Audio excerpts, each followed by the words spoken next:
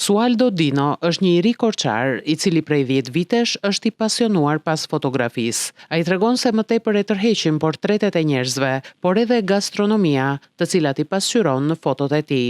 Pasioni im ka nisur rreth 10 vite më parë, ku unë ndoqa një kurs për filmin me metrazh të shkurtër në Maqedoni dhe prej atëhere kam kaluar tek fotografia si një pjesë e pandashme e jetës time. Më tërheq më tepër pjesa e portreteve, gastronomia, e cila është një pjesë shumë e rëndësishme e vendit tonë. Sualdo ka marrë pjesë edhe në konkurse të ndryshme fotografie, ndërsa së fundmi në konkursin U Anderlustin Albania, 2 prej fotove të tij kanë fituar çmime. Është hera e dytë që konkuroj dhe hera e dytë që fitoj, po kësaj here me 2 çmime shumë të rëndësishme për mua.